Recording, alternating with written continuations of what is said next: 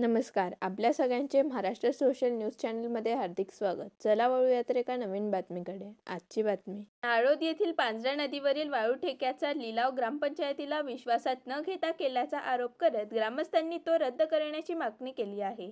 नदीतील वाळू उपशामुळे पाणी पातळी घटून पाणीटंचाई निर्माण होण्याची भीती व्यक्त करण्यात आली आहे.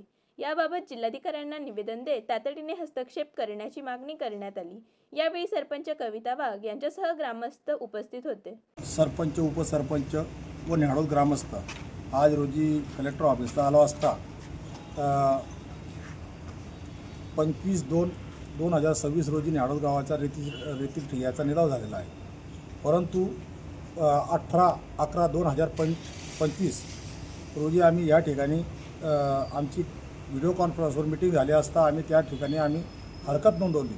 तरी हरकत नोंदवली असता कलेक्टर यांनी ग्रामपंचायतींना विश्वासात न घेता डायरेक्टली निलाव प्रक्रिया ही पूर्ण केली. आम्ही आयुक्त, उपायुक्त, तहसीलदार, कलेक्टर, प्रांत आणि महसूल मंत्री बावनकुळे साहेब यांना सगळ्यांना आम्ही निवेदन दिली की न्याडोदचा रेती उपसा हा बंद झाला पाहिजे. परंतु शासनाने तिथं न लक्ष देता डायरेक्टली निलाव करून यांनी ग्रामपंचायतींना विश्वासात न घेता डायरेक्टली निलाव करून टाकला आहे. परंतु त्यांना एवढं माहिती नाही की न्याडोद गावामधनं जवळपास 10 गावांना पाणीपुरवठा आहे. त्यामध्ये बिलाडी आहे, नगाव आहे, नवलनगर आहे, नावरा आहे, कुंडाणा आहे, विश्वनाथ आहे, सोकोड आहे, सातारा आहे, मोहाडी आहे आणि धमाना आहे आणि मुख्यतः न्याडोदी या सगळ्या गावांना न्याडोदवरनं पाणीपुरवठा होतो. परंतु जर हे नॅचरल रेतीचं फिल्टर जर उचललं गेलं तर भविष्यात या गावांना फार मोठ्या प्रमाणात आरोग्याचा धोका निर्माण होणार आहे.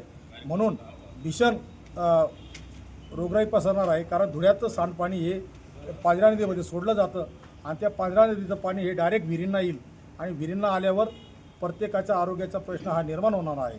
म्हणून मेहरबान कलेक्टर साहेबांनी आज हे निवेदन आम्ही दिलं म्हणून हे यांनी स्वीकारावं आणि हा त्वरित ठिया रद्द करावा अशी आम्ही या मागणीसाठी आम्ही कलेक्टर साहेबांना विनंती करण्यासाठी आम्ही या ठिकाणी आज आलो आहोत. आणि याच्यापूर्वी 23/2023 नोव्हेंबर 2023 तृप्ती घोडमिसे मॅडम आली असता गावामध्ये ग्रामसभा झाली आणि त्या दिवशीसुद्धा सगळे ग्रामस्थांनी एकत्र येऊन या ठियाला विरोध केला होता. तरी आज हा निलाव झालेला आहे. हा निलाव काही करून रद्द व्हावा अशी आम्ही विनंती करतो. बातमी आवडल्यास चॅनलला लाईक व सबस्क्राईब करा व दररोज अशा नवनवीन बातम्या पाहण्यासाठी चॅनलला फॉलो करा. धन्यवाद.